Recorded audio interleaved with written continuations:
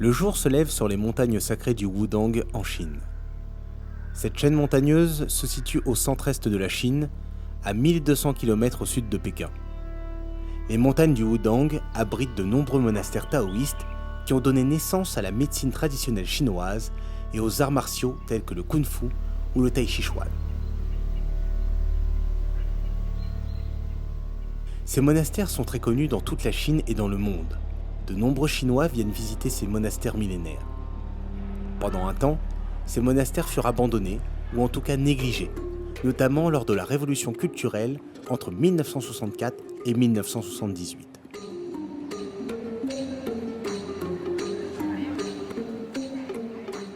Récemment, ces monastères sont de nouveau redevenus très populaires auprès des Chinois, mais également auprès des touristes étrangers. Depuis 1994, ces monastères du Wudang ont été classés au patrimoine mondial par l'UNESCO.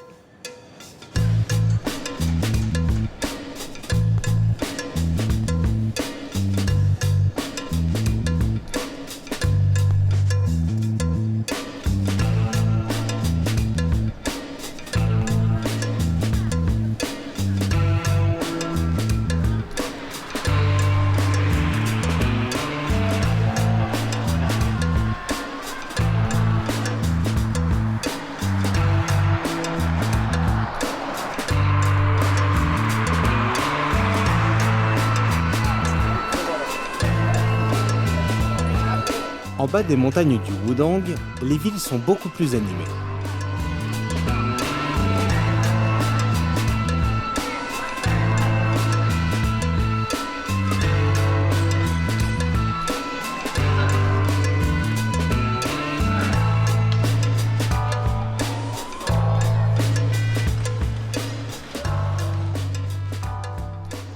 Cependant, on ressent toujours cette atmosphère propice à la méditation et à la pratique des arts martiaux, même jusque dans la ville.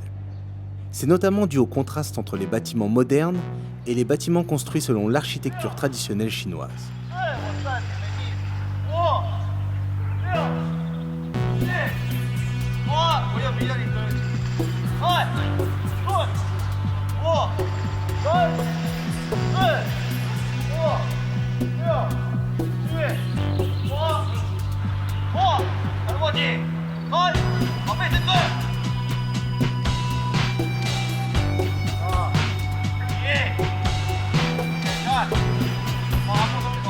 De nombreuses écoles d'arts martiaux viennent avec leurs élèves s'entraîner sur cette place. Il y a également des locaux qui sont adeptes des arts martiaux et qui viennent s'entraîner tout seuls ou tout simplement viennent faire quelques exercices physiques.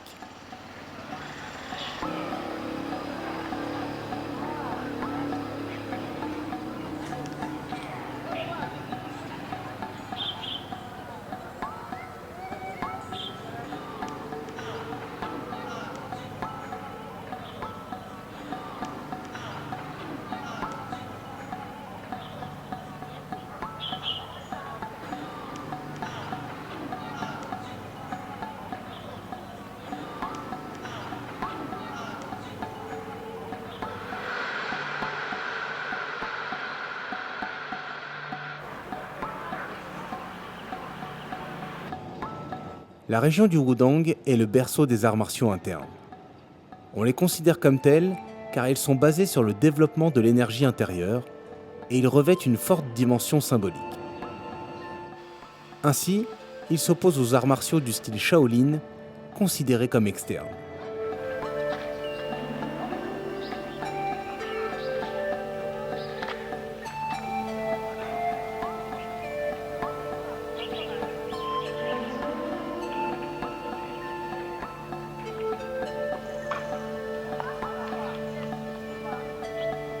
Dans le Wudang, il existe différentes écoles de kung-fu, plus ou moins grandes les unes que les autres.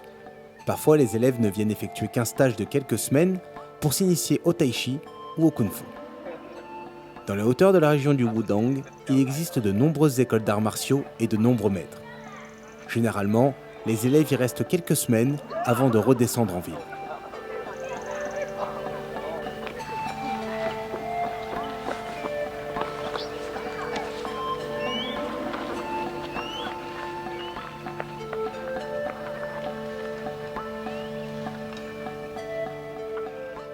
Cependant, il existe de nombreux élèves qui restent plus longtemps pour apprendre et maîtriser entièrement le tai chi. Le tai chi est à la fois une gymnastique de santé, mais aussi un art martial d'inspiration taoïste avec une forte dimension spirituelle.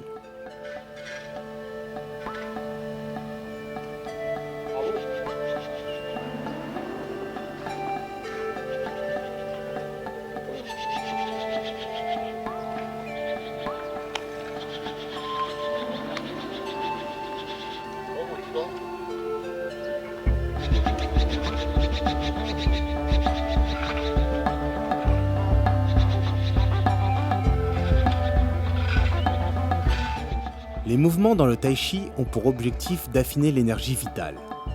Le tai chi aurait été inventé par des guerriers taoïstes et des moines médecins. Le style Yang reste actuellement le plus populaire. Il a été créé par Yang Lushan au XVIIIe siècle. Yang Lushan modifia le style original du tai chi pour le rendre plus accessible. Cette pratique lente et relâchée est une des caractéristiques du style Yang, qui ressemble un peu à des exercices de yoga.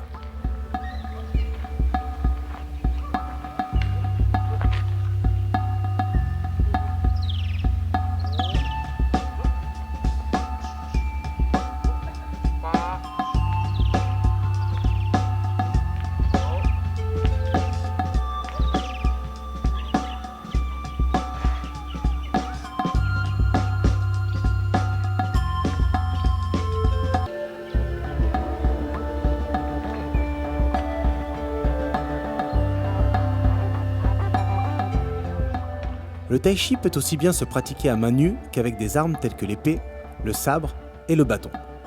Autrefois, il y avait également la règle, mais cette arme a été abandonnée au fil des années. Depuis peu, il y a davantage d'armes qui sont utilisées, notamment la lance, les poignards, la serpe ou l'éventail.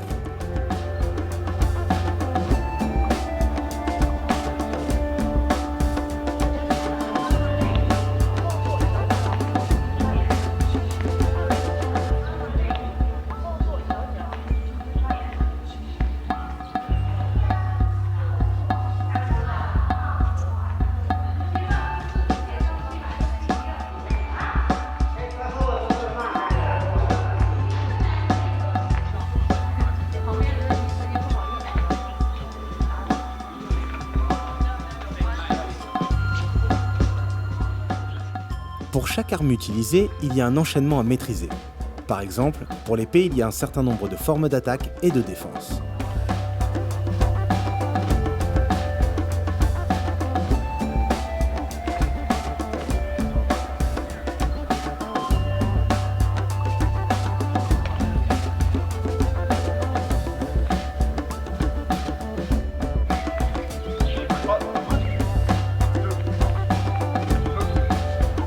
Les mouvements dans le tai chi ont aussi une application martiale.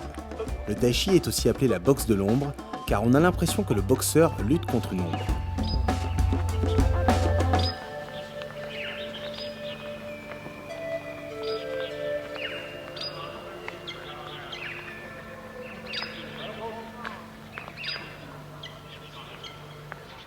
Les séances d'entraînement du tai chi comprennent donc le maniement d'armes et l'apprentissage des différents mouvements, mais aussi des exercices d'assouplissement.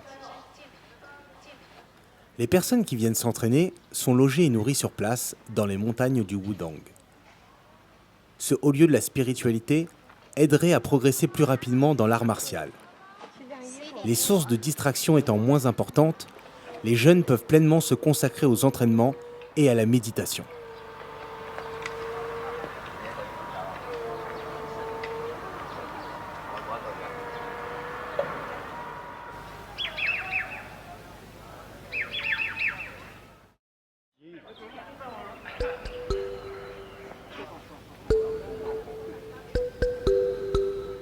Autrefois, certains monastères du mont Wudang étaient très peu accessibles. Les montagnes du Wudang sont situées entre deux grandes villes, la ville de Xi'an au sud-est et la ville de Wuhan au nord. Généralement, les touristes vont à Wuhan, puis prennent un train ou un bus vers les montagnes. Ensuite, des bus et des téléphériques sont mis à disposition des touristes.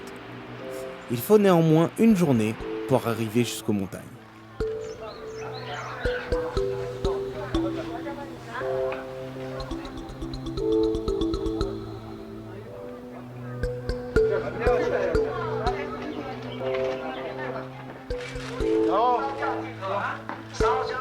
À l'époque, il y avait des milliers de pèlerins qui venaient se recueillir dans les monastères du Wudang. Aujourd'hui, les Chinois redécouvrent petit à petit ces temples. Au fil des années, des dynasties qui ont succédé, des palais, des monastères et des temples ont été construits sur les sommets des montagnes. De nombreux moines vivent toujours dans ces monastères, car le lieu est propice à la méditation. Le tai chi est un art martial, mais aussi un art de vivre, où l'homme apprend à être en osmose avec la nature.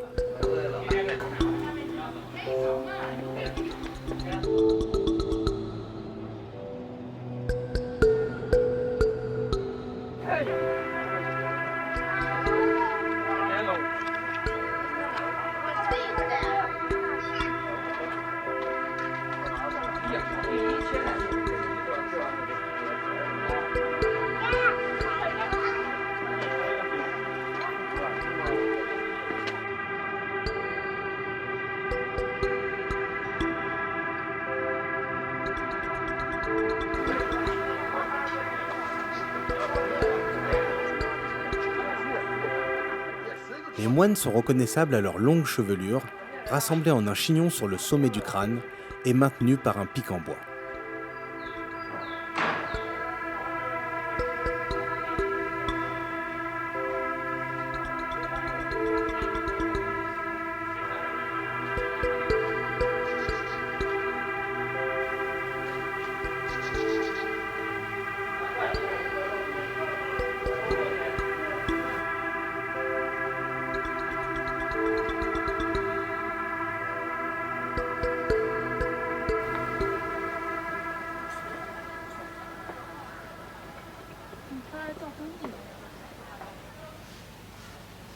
La plupart des bâtiments furent construits sous le règne de l'empereur Zhuji.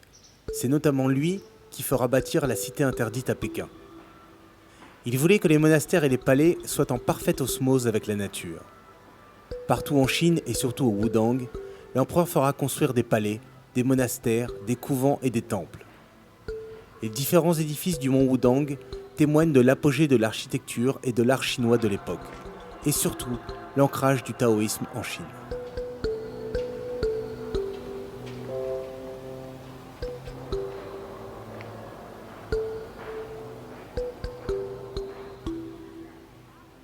Le dragon est l'une des créatures les plus représentatives de la culture chinoise et plus généralement de la culture asiatique. Cette créature est généralement représentée sur tous les édifices. Les dragons font partie des mythes fondateurs de la civilisation chinoise. Le symbole du dragon sera utilisé par presque tous les empereurs de toutes les dynasties chinoises.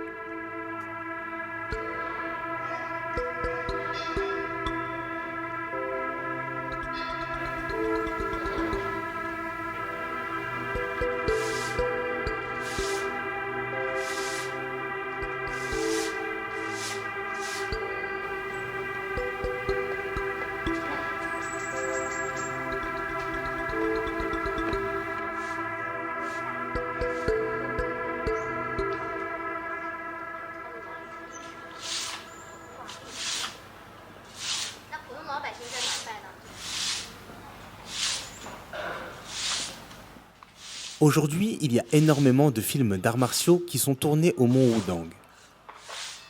Le lieu est, à n'en pas douter, propice à la réalisation de tels films vu les décors.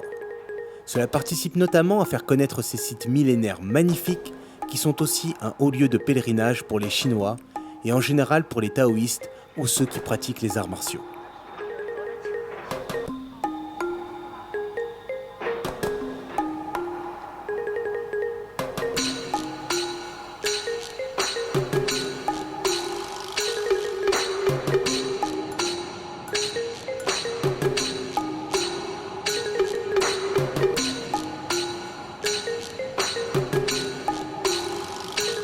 Dans le tai chi, les frappes ne sont efficaces que si l'on réussit à manipuler l'énergie, ce que l'on appelle aussi le chakra.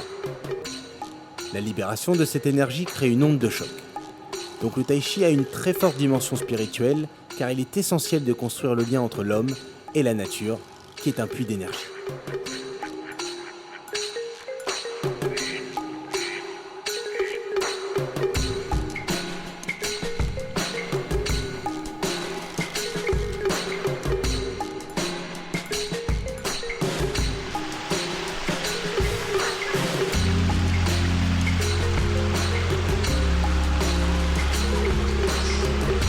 Les montagnes du Wudang regorgent de singes. D'ailleurs, le singe est le 9e animal qui apparaît dans l'ordre d'arrivée dans l'astrologie chinoise. D'autre part, le chiffre 9 est aussi un chiffre porte-bonheur.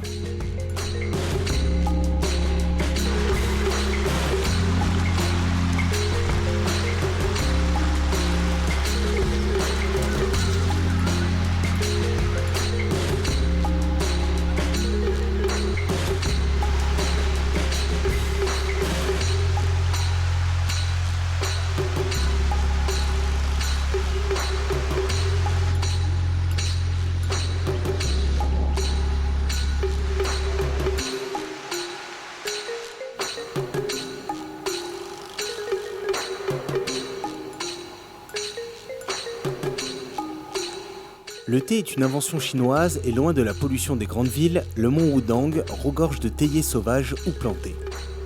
La Chine produit la gamme la plus large de thé au monde.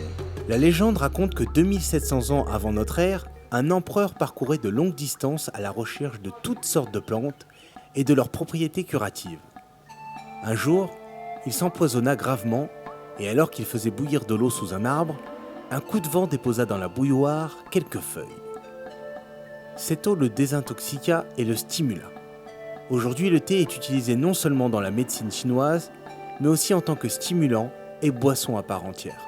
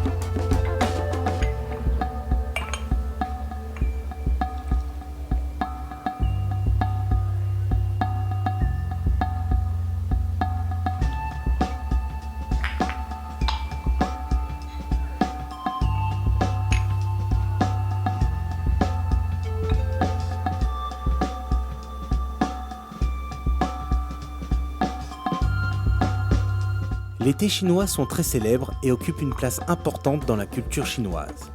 Quand bien même ils produisent différentes sortes de thé, tels que le thé jaune ou le thé noir, les Chinois boivent essentiellement du thé vert. En Chine, il existe une croyance qui est celle des arbres à prière. Cette croyance consiste à écrire son vœu sur un ruban rouge et essayer de l'accrocher aux branches de l'arbre. Si le ruban s'accroche à l'arbre, alors le vœu s'exaucera. Cependant, l'arbre à prière doit être un arbre plusieurs fois centenaire, car les Chinois estiment que si l'arbre a survécu aussi longtemps, c'est qu'il est béni par les dieux. Les montagnes du Wudang étant des lieux hautement spirituels, les pèlerins et autres touristes sont de plus en plus nombreux à venir dans la région.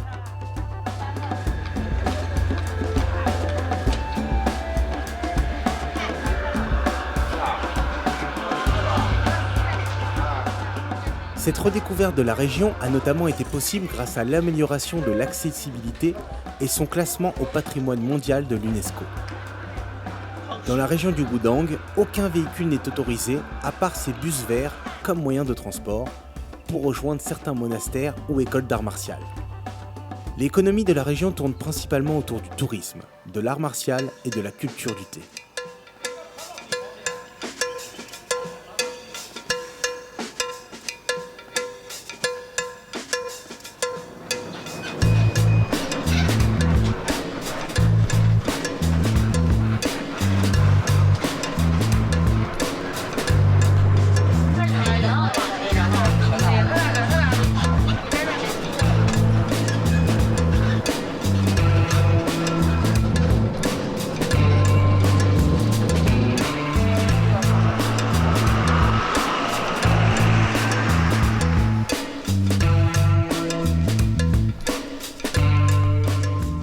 Généralement, avant les séances d'entraînement, un moine pratique le Feng Shui, qui est un art millénaire d'origine chinoise. Le Feng Shui a pour but de favoriser l'harmonie de l'énergie environnementale, de purifier un lieu et de faire en sorte que tous les éléments physiques et métaphysiques soient présents pour le bon déroulement d'un événement.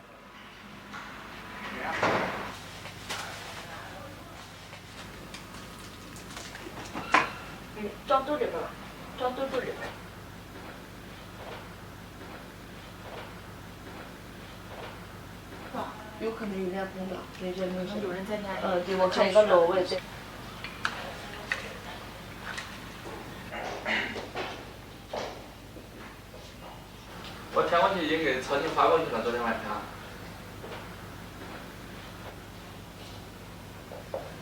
是发到曹静那个客户上吗？哎，那不对啊。好。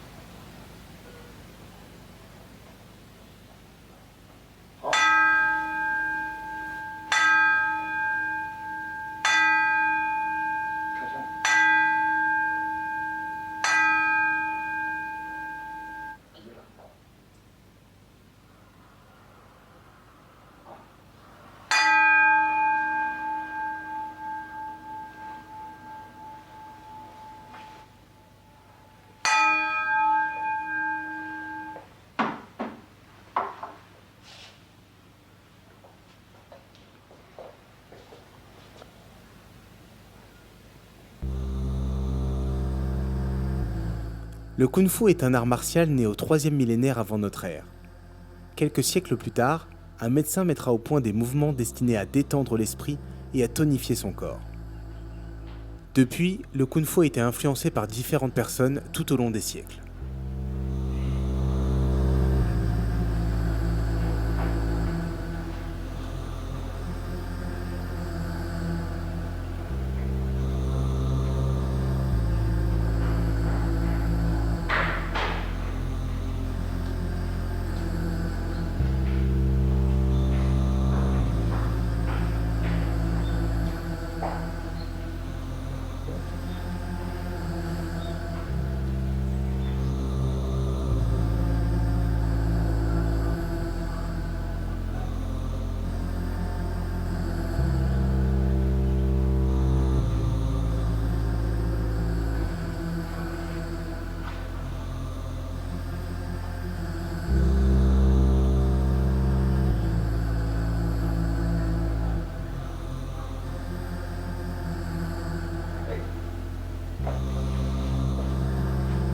Généralement, les séances d'entraînement du kung-fu se font en petits groupes. À la différence des clubs sportifs en Occident, au Mont Wudang, les maîtres décident eux-mêmes s'ils veulent ou non prendre un élève. Dans la pratique, les grands maîtres prennent très peu d'élèves, pour limiter la propagation de certains arts secrets du kung-fu, mais suffisamment pour transmettre l'héritage.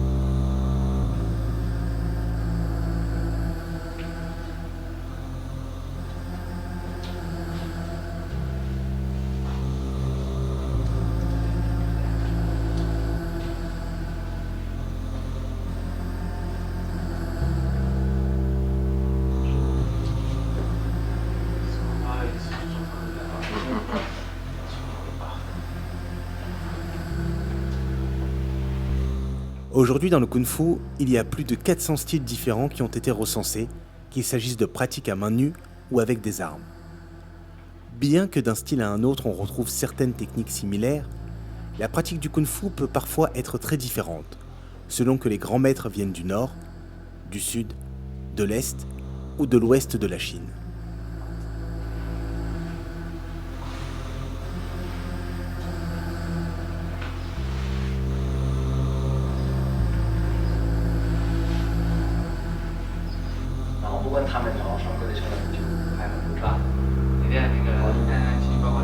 Le bagua, ça se base sur les trigrammes.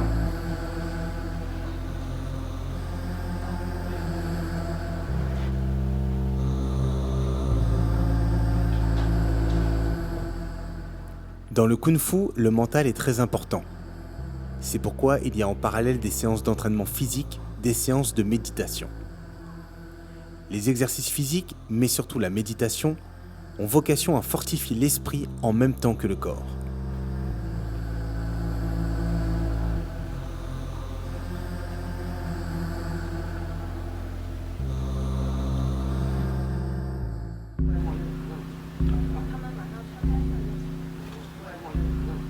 Le Kung-Fu et le Tai Chi sont des arts martiaux qui ont été développés essentiellement par des guerriers et des moines médecins.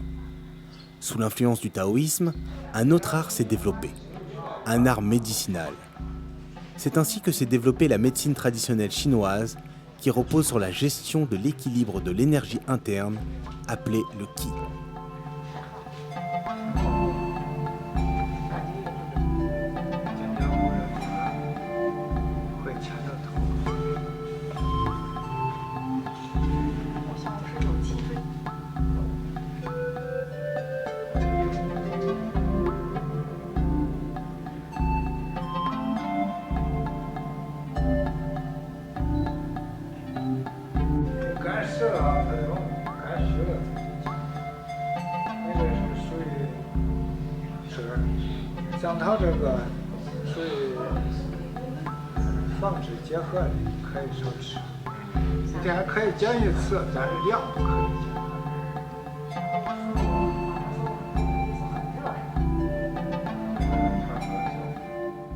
La médecine traditionnelle chinoise est un ensemble de pratiques regroupant notamment l'acupuncture et le massage traditionnel chinois. Mais il y a aussi la phytothérapie chinoise. La médecine chinoise a énormément influencé la médecine du monde. Il y a de nombreux ouvrages chinois en médecine qui ont été rédigés et qui seront traduits dans les principales langues occidentales.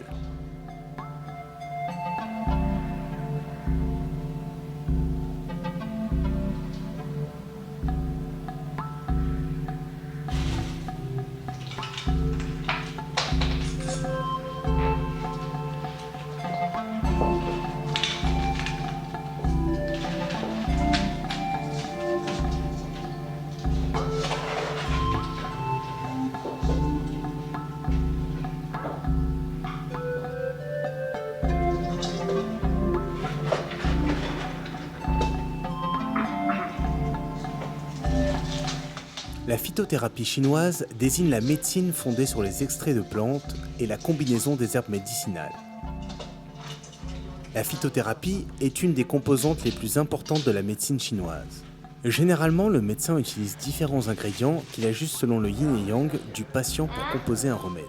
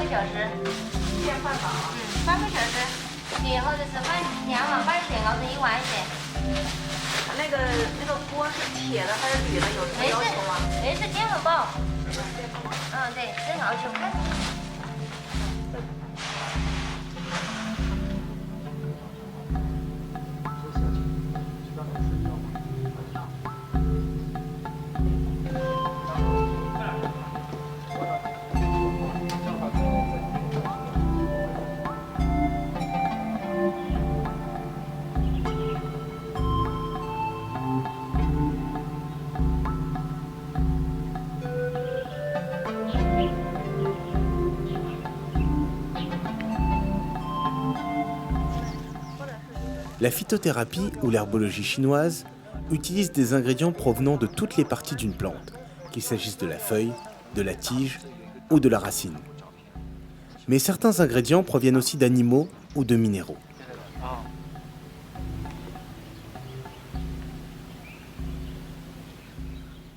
Les premiers contacts de l'Occident avec la médecine chinoise, et tout particulièrement avec l'acupuncture, remontent au XVIe siècle, mais c'est véritablement dans la fin de la seconde moitié du XXe siècle que la médecine chinoise va se répandre en Occident.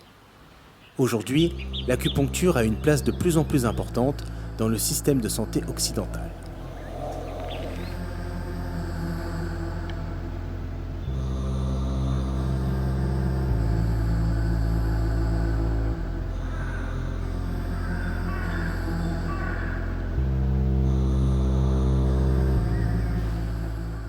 Les montagnes du Wudang qui abritent les différents monastères sont considérées comme un haut lieu du taoïsme. Des chemins de pierre relient les différents monastères et palais des montagnes du Wudang. Certains adeptes du taoïsme prennent parfois ces chemins pour faire une sorte de pèlerinage et pour se recueillir dans tous les monastères qui se trouvent le long des chemins de pierre.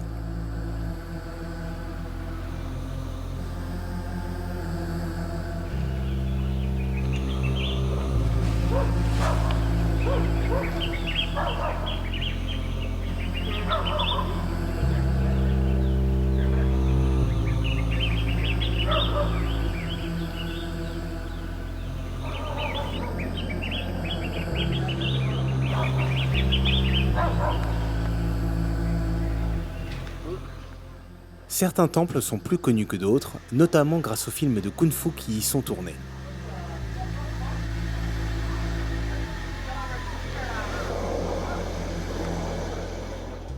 Ce dragon est un symbole du temple et aussi un porte-bonheur.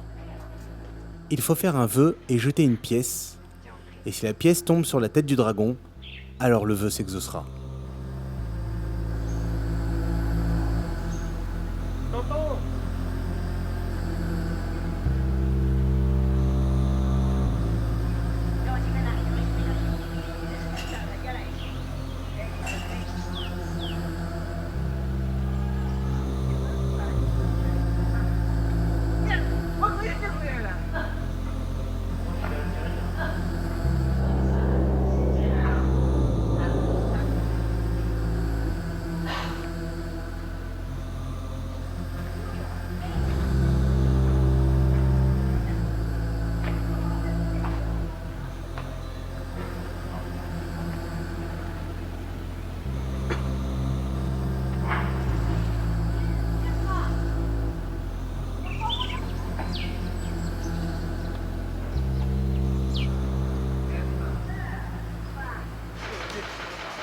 Selon les maîtres de kung-fu, l'énergie environnante influe sur l'énergie interne et donc sur la maîtrise du kung-fu.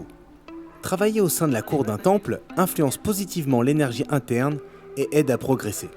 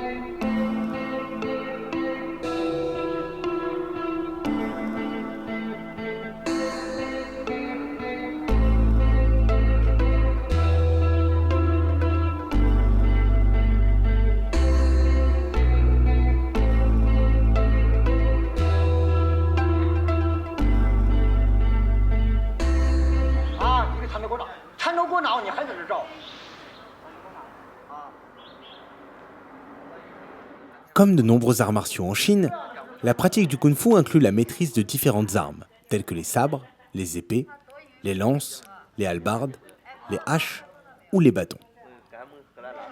Le sabre est une arme traditionnelle chinoise très populaire. La taille et la forme du sabre est variable, donc les techniques liées à leur utilisation aussi. Mais au fil des années, les maîtres de kung-fu ont mis en place des techniques pour maîtriser les objets de la vie quotidienne, tels que les éventails pour les nobles ou les rames pour les pêcheurs.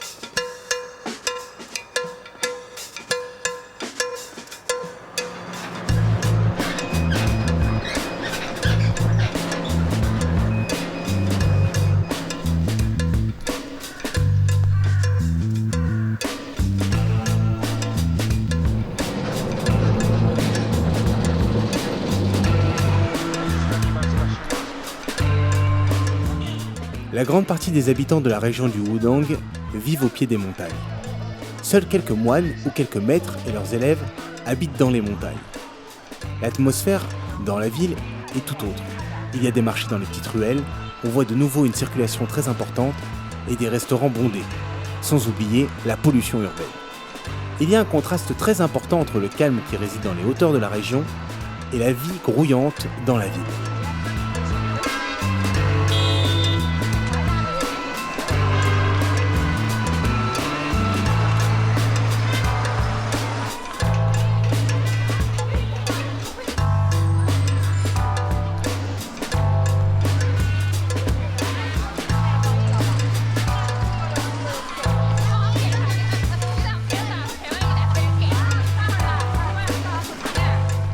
Dans la ville, plus que des restaurants, on croise surtout différents street food, c'est-à-dire de la cuisine de rue.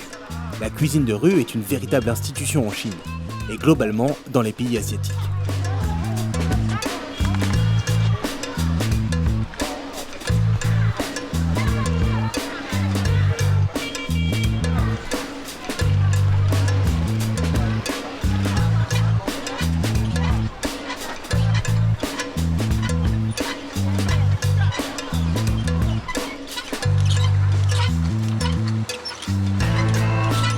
Dans la ville, l'une des choses les plus amusantes à voir est la façon de préparer les pop-corn. On met un peu de maïs dans un récipient spécial, on fait monter la température comme dans une cocotte minute, puis on libère le tout.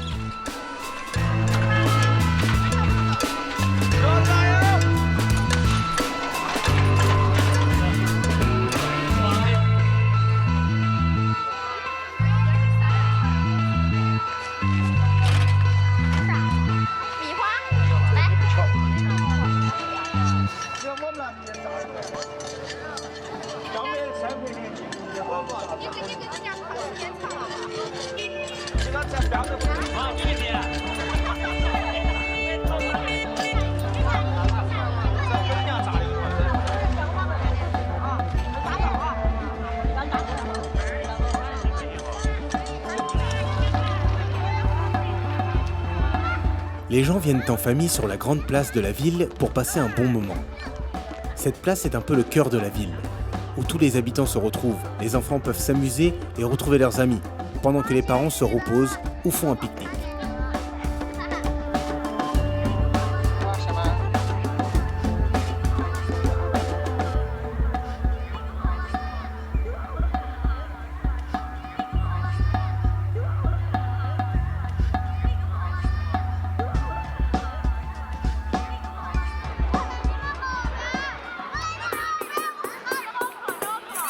Les habitants partagent l'espace avec les élèves de certaines écoles d'arts martiaux qui ont préféré s'installer dans la ville plutôt qu'à la montagne. Grâce aux nombreuses écoles de Kung-Fu qui se sont installées en ville, les jeunes adolescents peuvent s'initier plus facilement au Kung-Fu, sans devoir remonter et descendre les montagnes du Wudang pour les entraînements.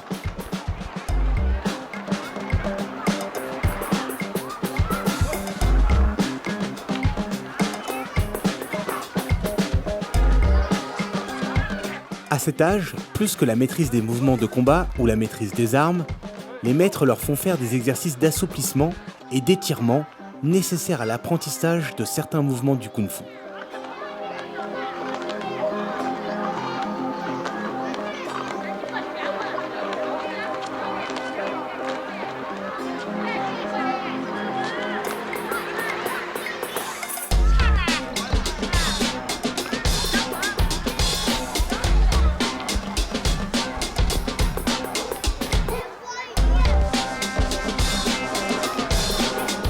Les élèves commencent très jeunes pour avoir un corps souple, car c'est à cette période que leur physique se développe le plus. La maîtrise de certaines figures nécessite une bonne souplesse du corps, d'autant plus que le grand écart est une figure esthétique à part entière dans les démonstrations acrobatiques de Kung Fu.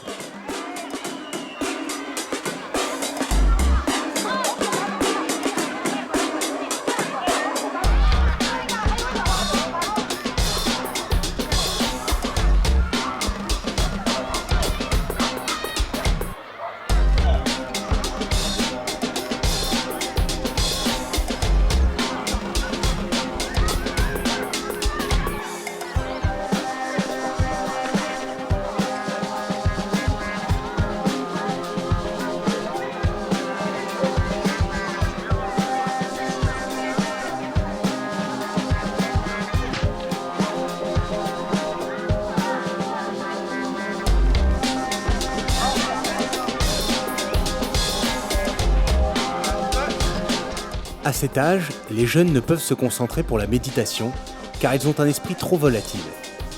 Ils se concentrent donc sur les exercices d'assouplissement et d'étirement et l'apprentissage de certains mouvements de combat.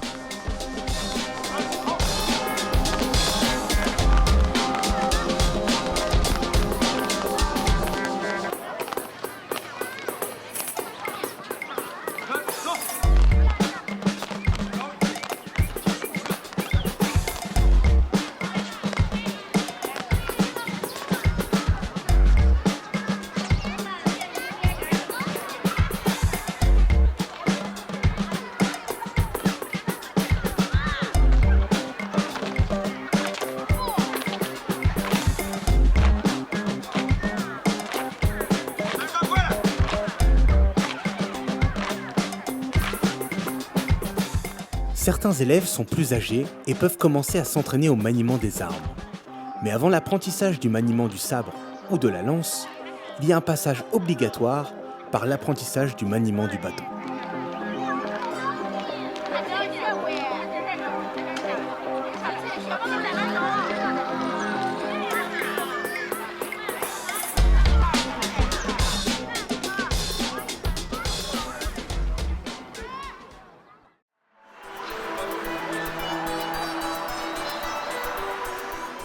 De jour comme de nuit, la ville reste très animée. Les boutiques ou les vendeurs ambulants restent ouverts très tard dans la nuit, notamment pour les touristes qui viennent dans la région.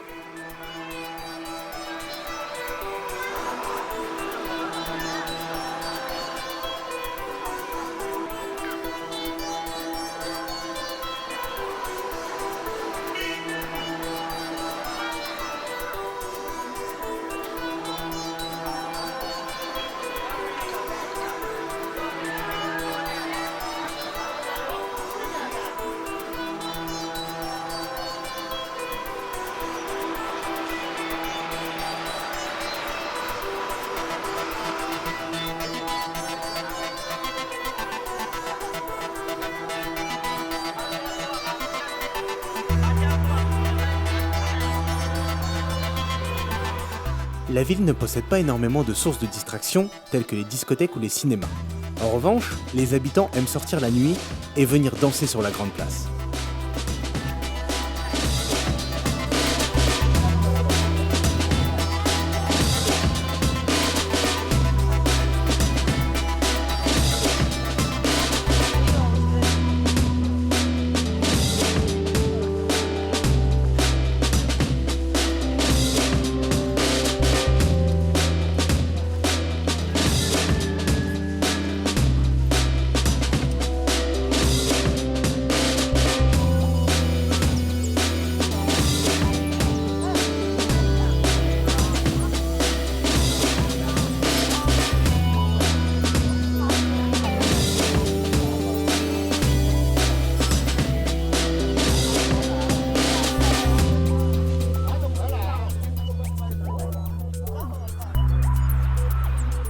Malgré qu'elle ait su se développer rapidement et se moderniser, la Chine a su préserver une grande partie de son patrimoine culturel, et notamment ses arts martiaux, tels que le tai chi ou le kung fu.